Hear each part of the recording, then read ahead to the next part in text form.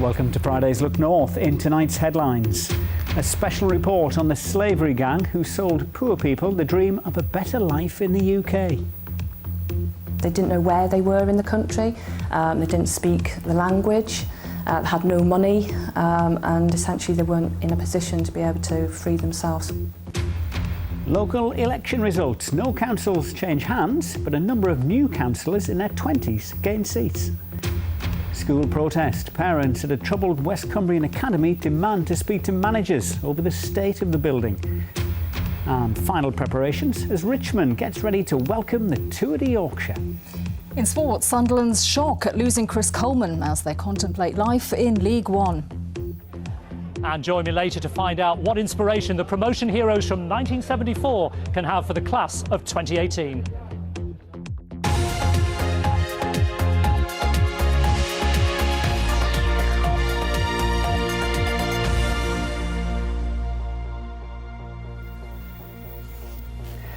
They deceived, demeaned and dominated their victims. And tonight, a slavery gang who brought workers to Tyneside have been jailed. Teesside Crown Court was told the Raphael family sold poor people in Slovakia the dream of a better life in the UK. But once here, they housed them in cellars and took most of their wages from them. Here's our correspondent Peter Harris. This is Roman, Raphael and Angelica Czech on holiday. He was the slavery boss, his partner a willing accomplice. And this is Roman's brother Marian living it up with his wife Regina. Marian was also a gang leader. CCTV images showed how they brought people into the UK. They'd find them jobs, but then they'd keep their wages. The police recovered a stash of national insurance cards obtained on the workers' behalf. They'd also claim benefits for them and then steal the money for themselves. And today, members of the Raphael family, brothers, partners, mother and cousin, were jailed. The judge said while the slaves were working in fish factories and car washers, they could earn hundreds of pounds a week. But in some cases, the Raphael family would only let them keep perhaps £10 a week of that. Now, the bosses of the family, Roman and Marian Raphael, they were both jailed this afternoon for 10 years each. And at the end of that sentence, they'll be deported from the country. This was, though, a family enterprise. The brothers' partners, Regina and Angelica, who had a taste for jewellery, helped with controlling the slaves, as did the boy's mother, Regina Senior. All were jailed. The victims had been easy targets. They weren't physically chained or bound at all, but effectively they were held captive. They were controlled by threats of violence and intimidation. If they tried to leave, they would be threatened. And essentially they were in a country, they didn't know where they were in the country, they didn't speak the language, they had no money, and essentially they weren't in a position to be able to free themselves from the position that they found themselves in. The Raphael family kept their victims in cellars and cramped rooms in the West End of Newcastle. The judge said they'd made money off the labour of others, degrading their victims as human beings. Peter Harris, BBC Look North.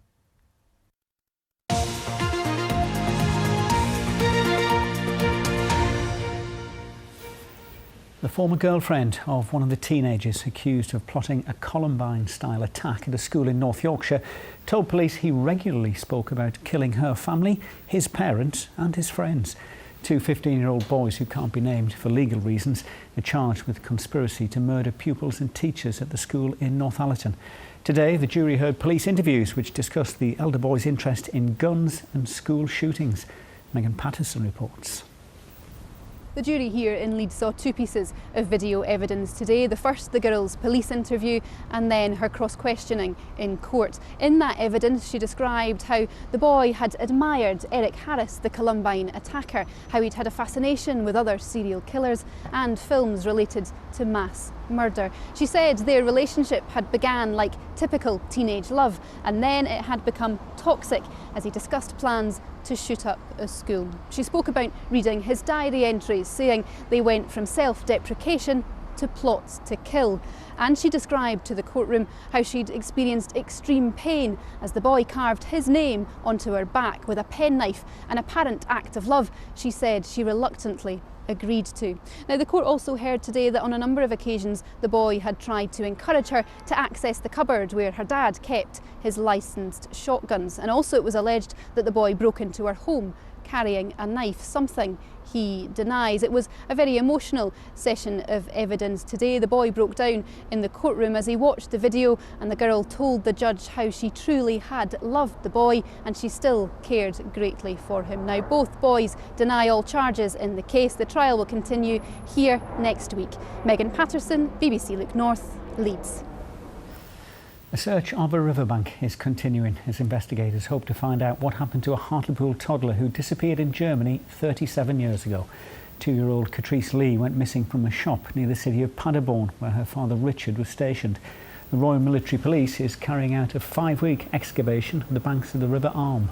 Richard returned home this morning and said he was glad the world now knew the story of his daughter's disappearance. Well, I think we've achieved exactly what we wanted to achieve, which is to get the message out there, and the failure of the initial investigation of Catrice's eye. And thankfully now it's gone worldwide and hopefully viral. And from that, I'm hoping that Catrice will pick up a paper or read it on the internet, whichever it is, and hopefully she'll make contact with us. Local elections in much of the region have given something for all the parties to cheer, if not exactly enough to crack open the champagne. But despite individual seats changing hands, no council switched political control. Labour built on its support in Newcastle, Gateshead and South Tyneside, but failed to take Carlisle. The Conservatives still run Harrogate, while the Liberal Democrats made gains in Sunderland. But all the main parties say they're focused on the future, with a raft of new councillors elected in their early 20s. Here's our news correspondent, Mark Denton. Election night, the one night of the year when cardiovascular exercise and politics meet, sort of. Students helped rush the ballot boxes into the count in Newcastle. Here, unusually, all the seats were up for grabs with new boundaries. Labour's opposition had hoped all that might change the political landscape. Instead, things stayed much as they were, Labour keeping control and gaining a seat from the Lib Dems. I'm delighted with the results here in Newcastle tonight. They're a real endorsement of the fact that Labour in Newcastle has been standing up for our communities, really standing up to the government's austerity programme, which has had such a huge impact.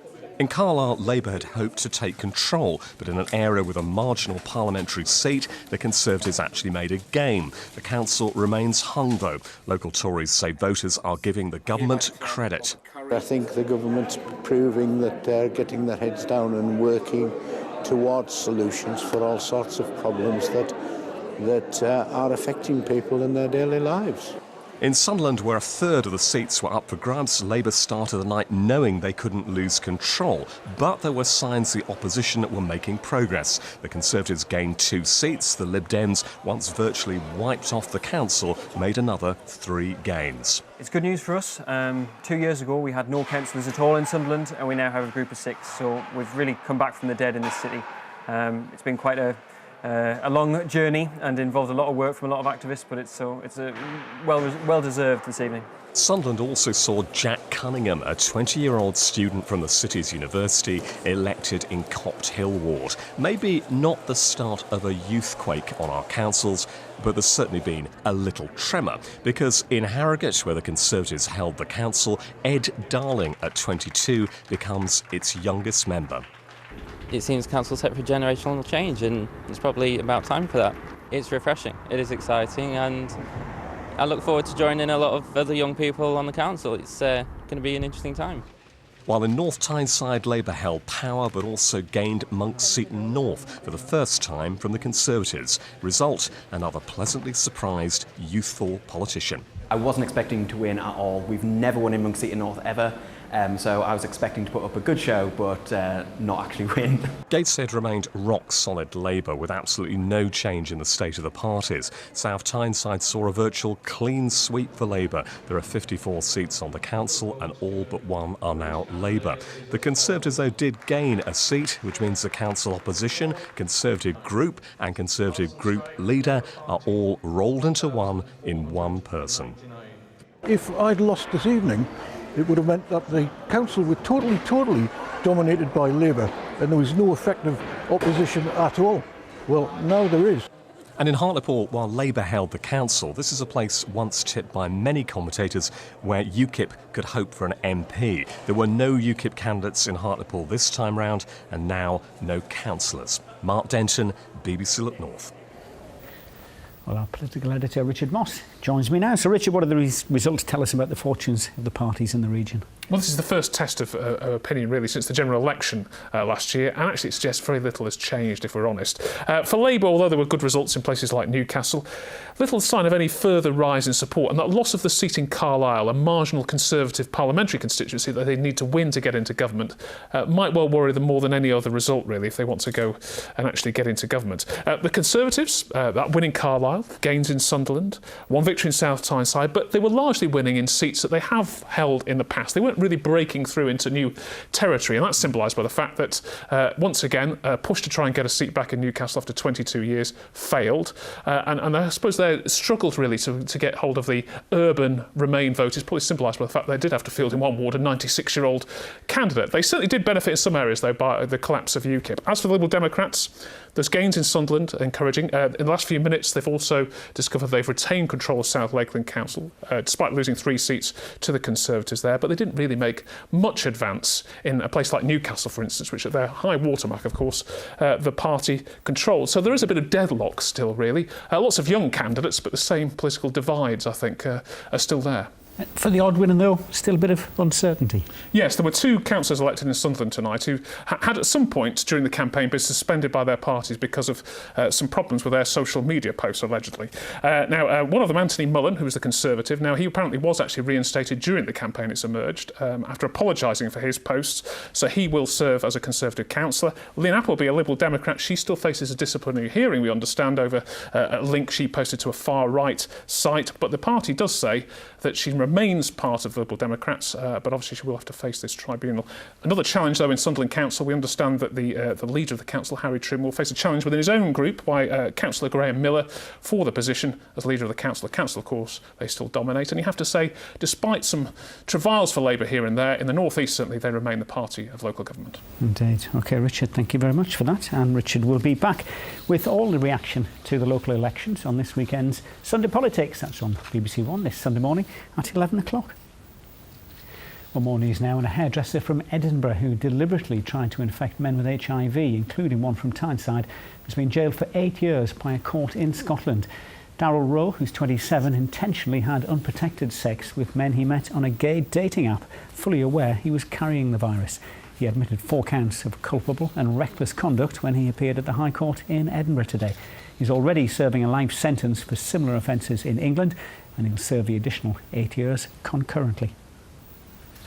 Now, protesters gathered outside Whitehaven Academy today demanding to speak to managers from the organisation which currently runs the Cumbrian School. The site was closed temporarily last month when asbestos was discovered. Well, this after numerous other concerns were raised about the condition of the buildings there. Jonathan Swingler reports.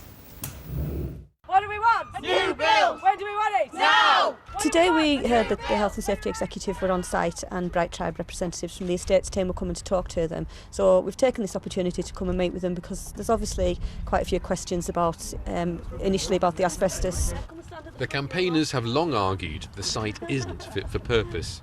Then they were told that there had been a disturbance of materials containing asbestos. They wanted to speak to Bright Tribe staff. The local MP was trying to get them to come out. It's a no-go. Right. They're refusing to come and speak with you at the moment. So I've just asked if they'll come and speak with me. They won't speak to a couple of parents that are worried about their children's education. I'm sorry, but there's something very, very wrong there. Very wrong. Bright Tribe are here and they're refusing to come down and meet with myself, meet with the MP, they won't meet with parents. They're holed up in a room upstairs. Bright Tribe's PR company told us the damaged asbestos, which was on site, has been removed. They say the head teacher has held sessions with parents to reassure them, but the campaigners want to speak with senior Bright Tribe staff, though. The trust announced last November it would no longer be running the school, but new management hasn't yet taken over. What I want to see here is the students who are taking their exams now and over coming weeks be relocated to an alternative site, and that we have a temporary school constructed on the site whilst these buildings are demolished and rebuilt. The campaigners here feel frustrated and want to see changes. Jonathan Swingler, BBC Look North, Whitehaven. The Bishop of Jarrow has announced he'll be retiring from the diocese in October.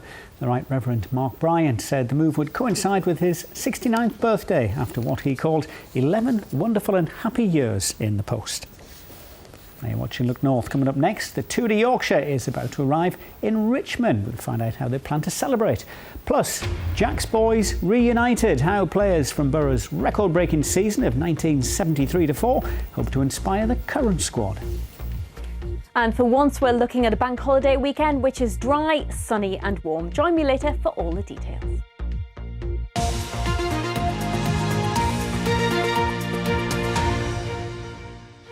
Now, just ahead of tonight's sport, the town of Richmond is gearing up to host an extravaganza to celebrate the start of Stage 3 of the Tour de Yorkshire tomorrow.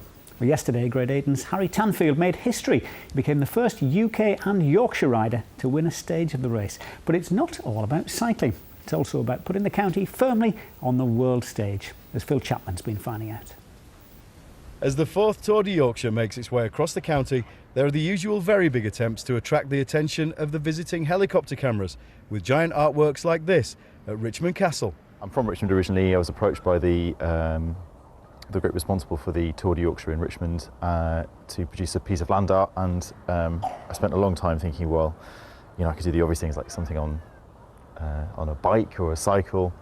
But actually, I wanted to do something that really resonated with the history of Richmond Castle, which was obviously the Norman Conquest. And Alan Rufus, who was the man responsible for building the castle in the 1070s, was a close friend of William the Conqueror. And I just thought it would be quite a witty and imposing intervention to do a large piece based on the Boyer Tapestry. Ed's been helped by local school children, as well as a group of dementia sufferers as part of their care. Gargett Walker House in Richmond has been involved with the land art project just as part of Richmond being a dementia-friendly community.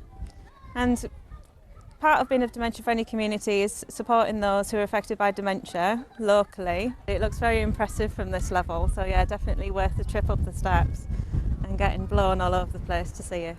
And several smaller works of art have started making an appearance as well. This is our flock from the Fleece Hotel in Richmond. They'll be on the roof of the hotel on Tour de Yorkshire Day, so we hope the camera in the helicopter will come and see them. They're going to enjoy it just as much as everyone else.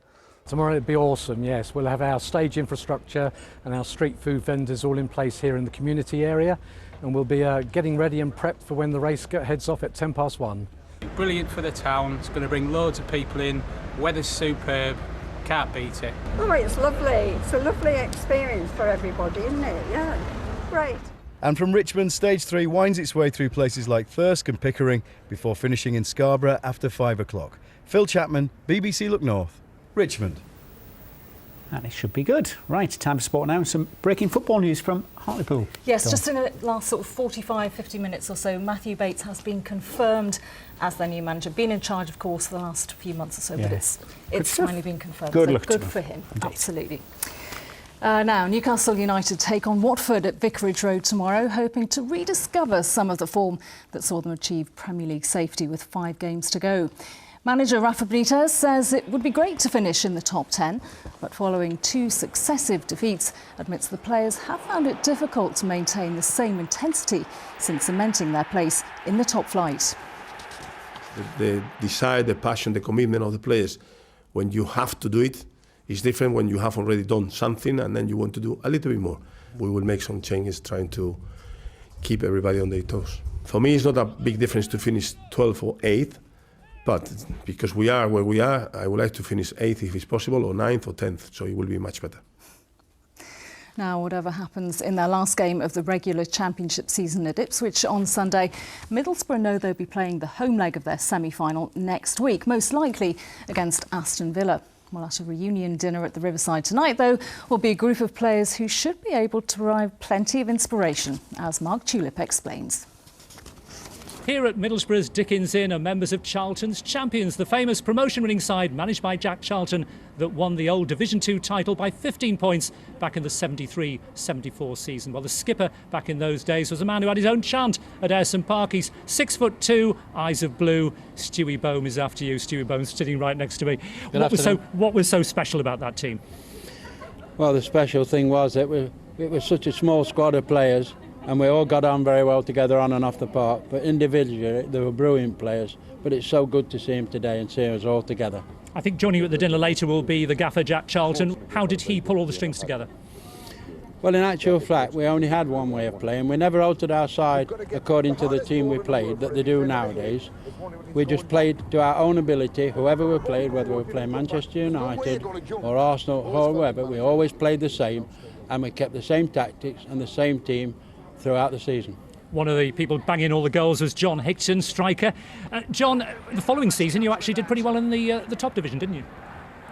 Yes, we started off, I think we were third after about 5 games.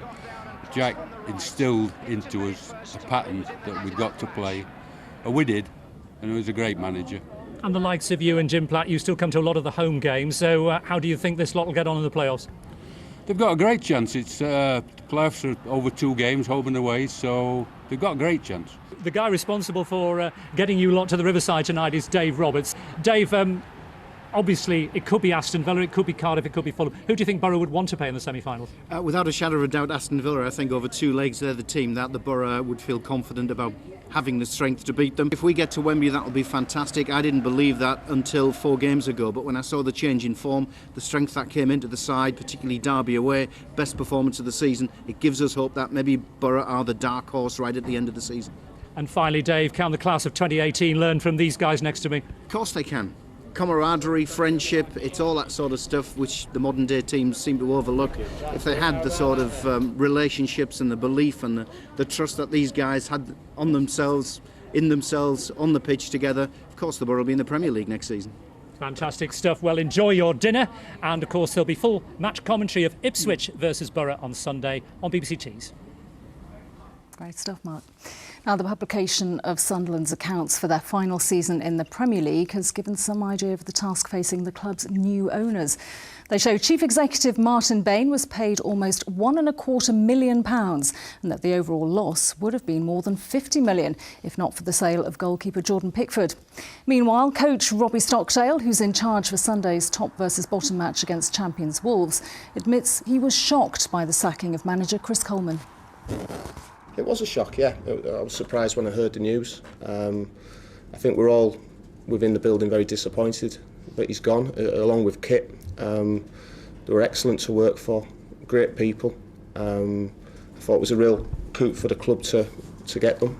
Hopefully with new owners they can get this magnificent club turned round and point in the right direction again. I genuinely don't think it would take an awful lot. Sometimes you have to hit rock bottom to start again and climb that, you know, to climb the pyramid of football, and hopefully we can see that happening now. Well, fans are expected to give Keith Curle a rousing send-off at his last game in charge of Carlisle tomorrow when the Blues take on Newport County at Brunton Park. Curle announced last week he'd be leaving at the end of the season, and the highlight of his 4 years in charge as manager was taking the club to last season's League Two playoffs. Well, on to rugby union now, and Newcastle Falcons winger Veroniki Goneva has been named the Premiership's Player of the Month for April, although injury will keep him out of tomorrow's last game of the season proper against Wasps. Goneva is now joint top of the league's try-scoring charts, which has helped Newcastle qualify for the end-of-season playoffs for the very first time. Well, cricket, and Yorkshire made an absolutely disastrous start to their Division 1 match against Essex. Bowled out for just 50 in their first innings. Joe Root out for a golden duck, one of 5 who failed to get off the mark. Essex made just 142 in reply, the Tykes making a much more composed start to their second innings, though. And in Division 2, after a total washout at Northampton last week, Durham were hoping to take advantage of some better weather at Chesterley Street, but they've struggled to make much of an impact against Leicestershire, who finished the day on 301 for 4. Jeff. Done. Thank you very much. Right, time for the weather now with Jennifer Bottom. Jen's got a summer frock on. That's a good sign. Jen, please tell us this lovely weather's going to last through the bank holiday weekend. For a change, Jeff, I can actually tell you that, yes, the decent weather is going to be lasting throughout the course of the bank holiday weekend. It's been a lovely day today, actually. This was a picture taken in Tynemouth by one of our weather watchers, Georgios. Thank you for sending that one in. A little bit of cloud in the sky here, a lot more cloud across parts of Cumbria, but it was still a lovely day. And we still got that beautiful blue sky poking through. Thank you to Simon for sending that one in. This is the headline then for the weekend. Weather, it is going to be staying dry. We'll all have some bright or sunny spells. It will be feeling warm, increasingly warm for some as we head through the weekend, but a little bit misty around the coast. That's going to give us some variations day on day, which we'll get to in just a moment. But this is why things are staying dry and settled. We have high pressure in charge. That's going to be staying put throughout the course of the weekend, keeping these weather fronts well at bay, so giving us that dry, fine weather. Now, through the night tonight, we do have a little bit of mist and fog developing along the Irish Sea coast. So western parts of Cumbria will have a bit of a murky night. Elsewhere, clear skies developing. Temperatures falling to around 7 to 9 degrees Celsius, so quite a mild start to Saturday morning. Plenty of sunshine first thing in the morning, but we do hang on to that mist of western parts of Cumbria, so quite disappointing here on the coast. Elsewhere, a lovely day, temperatures getting up to around 19 degrees Celsius. As we head through Saturday night and on into Sunday, it's a repeat performance really. We have a few patches of mist developing. Again, that mist will develop on the West Cumbrian coast.